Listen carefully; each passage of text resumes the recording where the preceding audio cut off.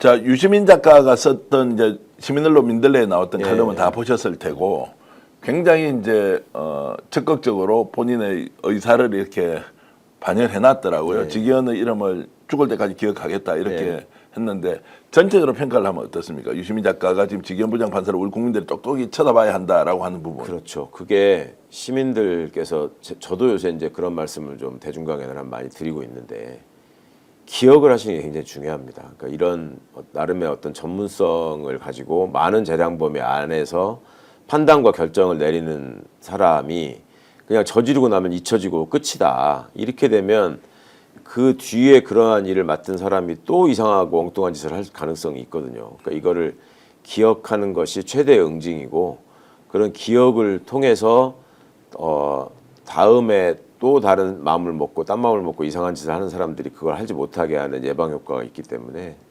굉장히 중요한 점을 짚으셨다고 생각하고 과거에 우리 독재 정권 시절에 그 정찰제 판결이라고 소위 불리웠던 네. 그러니까 검찰과 경찰 혹은 안기부의 압박을 받아가지고 거기서 정해놓은 대로 했던 그리고 그 숱한 고문의 증거나 이런 것들을 다 외면했던 그런 판결을 한 판사들을 우리가 제대로 기억하는 사람이 하나도 없어요. 네. 그 자들이 나중에 다 대법관 되고 대법원장 되고 다 했단 말입니다. 그러니까 기억하는 건 굉장히 중요한 일이다. 자, 그럼 기억이 구체적인 이제 압박이나 부담으로 느껴져서 뭔가 이제 재판 진행 과정 그리고 편파적으로 윤석열을 일반적으로 편든다라고 하는 것이 이제 교정이 되도록 하려면 예.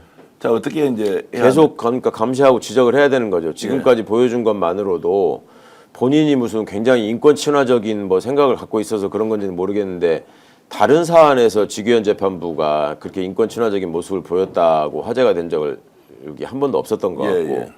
그간의 직위원 판사라는 사람이 법률가로서 살아가는 과정에서 굉장히 인권 감수성이 뛰어나다라는 평가를 받아본 적도 없는 사람인 것 같고 그런데 왜 희대의 내란 사범에 대해서는 이렇게 철저하게 그 인권을 존중하고 그 안전을 보장하느냐 본인 입장에서는 뭐 세간의 모든 관심이 집중되어 있는 큰 사건이다 보니까 작은 거 하나라도 뭐 흠을 잡히지 않겠다 절차상으로 이런 생각을 하는지는 모르겠는데 완전 방향이 잘못돼 있죠. 어떤 점에 대해서 중점을 두고 재판을 진행해야 하는가에 대해서 좀 더 깊은 고민을 하고 그 국민의 입장에서 이걸 어떻게 바라볼 건지에 대한 성찰을 좀 많이 해야 될 것 같습니다. 유시민 작가는 걱정하는 것이 이대로 가면은 이제 1심에서 무죄 나올 수도 있고 항소 포기를 검사가 할 수도 있다. 물론 이제 대선 전에 결정이 나지 않겠지만 이라는 단서는 붙이고 있던데 실제 그럴 수 있다고 혹시 최 의원께서 그런 보십니까? 가능성을 염두에 두고 예. 계속 그 감시하고 비판하고 하는 거는 해야 되겠지만 예. 그렇게 될 가능성은 저는 높지 않다고 봅니다. 높지 않다. 예. 왜냐하면 그 똑같은 걱정을 우리가 헌법재판소를 보면서도 계속 했었단 말이에요. 그리고 저는 그때마다 그래도 이 사람들이 넘어갈 수 없는 한계라는 게 있다. 대한민국에서 계속 살려면 같은 뜻입니다. 네. 이런 명백한 사안에 대해서 직위원이라는 한 개체가 인간이 대한민국에서 살려면 직위원이라는 이름을 그대로 어디 가가지고 얘기하고 다니면서 살려면 이걸 무죄 판결할 수는 없다고 생각합니다.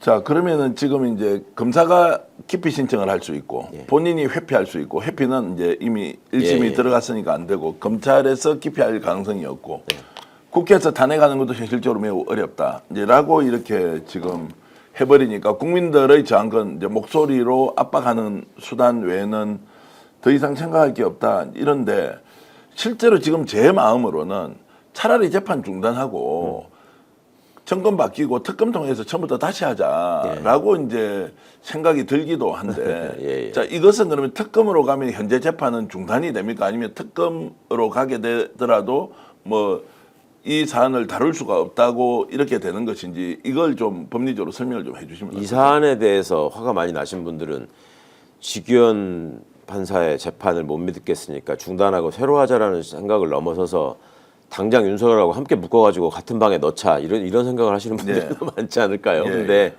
이 권력 분립의 원칙을 우리가 지금 우리 헌법의 기초로 삼고 있는 이상 그거는 사법부의 그 진행 경과에 맡겨야 되는 것이고 사법부 구성원들도 사실은 그런 데서 오는 불신을 굉장히 많이 걱정하고 있더라고요. 그러니까 지금 공소 제기를 하고 공판을 재판에서의 그 역할을 수행해야 되는 검찰은 그러면 제대로 할 것이냐, 이것도 우리가 끊임없이 의심하면서 지켜봐야 되잖아요. 뭐 실제 열심히 안 하는 것처럼 보이기도 하고요. 예, 그러니까 이거를 특검을 통해서 근본적으로 이 재판 진행이나 이런 것들을 넘겨받아서 할 수 있게 해야 된다라는 건 되게 필요한 일인 건 맞는 것 같고, 근데 이 재판부와 관련해서는 제가 전에 여기서 말씀드렸는지 모르겠는데 예, 예. 법원 구성원들의 대부분이 저건 직위원이 그냥 회피하는 게 낫겠다, 예. 그렇게 얘기를 하는데 안 하고 있잖아요 지금. 예. 그리고 본인이 가지고 있는 뭐 일종의 관종기랄까 뭐 그런 게 좀 작동하는 면도 있는 것 같은데, 근데 이게 이제 여론이 악화되고 재판 진행하는 과정에서 계속 이상한 짓을 하면 그 법원 수뇌부도 그걸 감당하기가 어려울 겁니다. 그러니까 그거는 이 직위원 판사가 이미 2년을 지금 그 해당 재판부에서 지금 근무를 하고 있기 때문에 이제 1년 남았다고 하더라고요. 그러면 그 기간 정도 채우고 이걸 불구속 사건으로 계속 진행하면은 1년이 넘어갈 가능성이 있거든요, 1심에. 그럼 인사이동을 통해서 자연스럽게 바꾸는 방법까지도 아마 우리가 고려에 포함해서 넣어야 될 것 같다. 직위원 입장에서도 그걸 바랄 수도 있고, 그러니까 계속적인 질타를 받게 되면. 특검을 하게 되면 이게 사건은 이관을 해서 할 수 있습니까? 네, 할 수 있죠. 법에 그 정하면 되는 거니까. 그건. 법에 정하면 특검에 관련된 이제 세부 내용이 이거 그러면 현재 재판부가 하지 않고 그렇죠. 특검에서 수사하고 기소를 해서 새로운 재판부가 할 수 있다. 그렇죠. 우리가 이제 하도 여러 가지 특검이 있는데 그 중에 이제 대표적인 내란 특검이잖아요. 예. 내란 특검, 명태균 특검 뭐 이런 것들은 다 기억하실 텐데, 내란 특검의 그 범위 역할 할 수 있는 거를 이렇게 쭉 규정을 하지 않습니까? 예.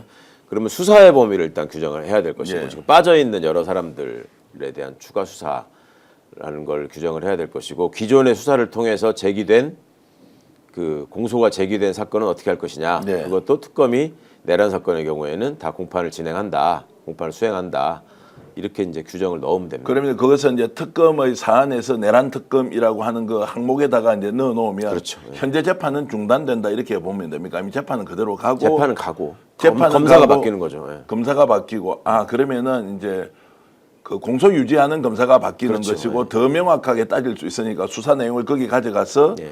재판부는 그럼 직위원 판사가 계속하게 되는 겁니까? 특검으로 가더라도. 예. 그러나 이제 굉장히 이제 좀 논쟁적으로 일단 재판을 이끌어갈 수 있으니까 좀 균형감은 훨씬 더 챙길 수 있다. 그러니까 이렇게 이 법언이라는 게 있잖아요. 법률에 관련된 명언 중에 예.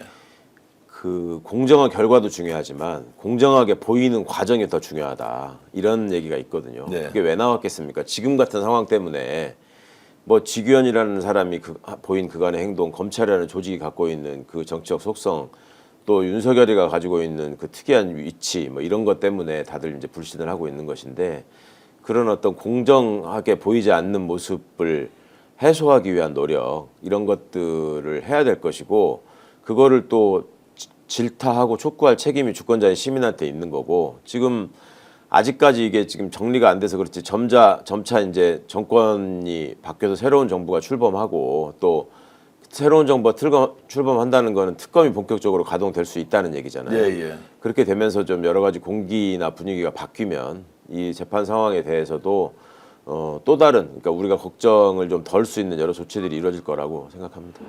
오늘 방송 어떠셨습니까? 마음에 들었다면 구독, 좋아요로 스픽스를 응원해 주십시오. 여러분들의 구독, 좋아요는 가장 큰 힘이 됩니다. 스픽스 구독, 좋아요.